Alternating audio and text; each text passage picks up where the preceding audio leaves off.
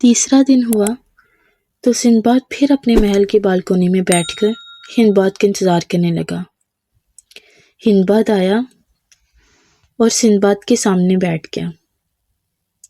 اس مرتبہ سندباد نے اسے اپنی پچھلی داستانوں کے بارے میں بتایا، اس خبیث بوڑھے سے اس نے کیسے جان چھڑائی اور کس طرح وہ ہیرو کی وادی میں پھنس گیا۔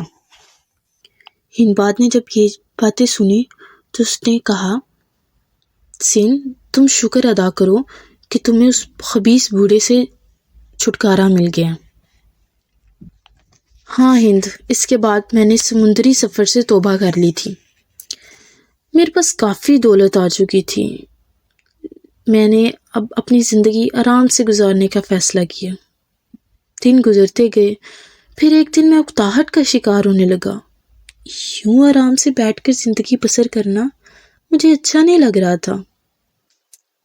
پھر میں نے تجارت کا سامان اکٹھا کیا اور سمندری قافلے کے ساتھ روانہ ہونے لگا۔ ہندباد سندباد کی نئی داستان بڑی دلچسپی سے سن رہا تھا اور سوچ رہا تھا کہ دیکھو سندباد کی زندگی میں اور کیا ہوتا ہے۔ سندباد نے کہا، اس بار پھر میں نے سمندری سفر اختیار کیا۔ ہم جہاز پر سوار ہوئے، دوسرے تاجر بھی تھے۔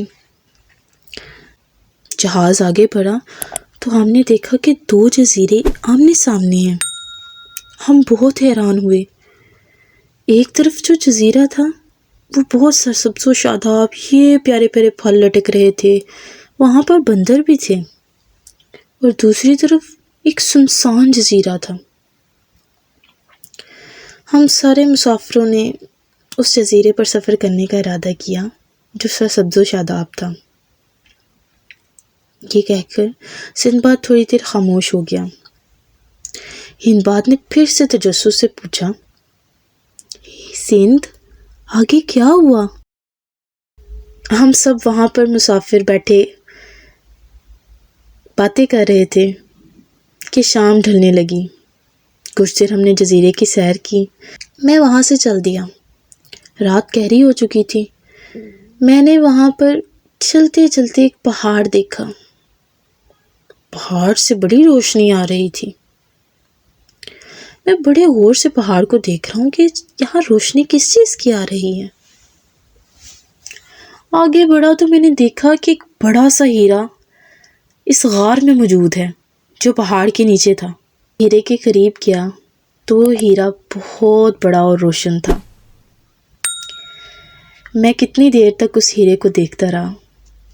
پھر وہ ہیرا میں نے اتارا اور اپنی جیب میں رکھ لیا۔ میں واپس اپنے مسافروں ساتھیوں کے پاس گیا۔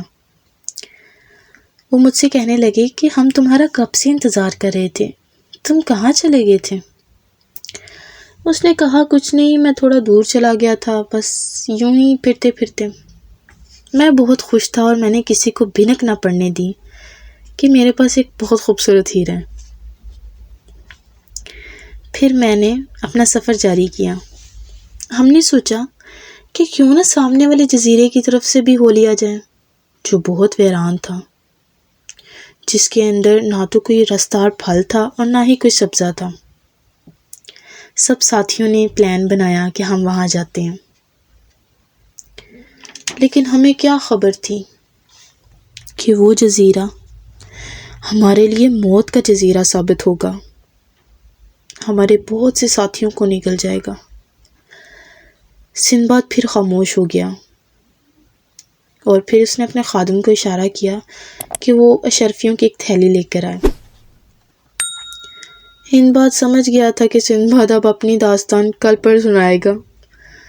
وہ اپنی جگہ اٹھ کھڑا ہوا، اس نے سندباد سے مصافحہ کیا اور وہاں سے چلا گیا۔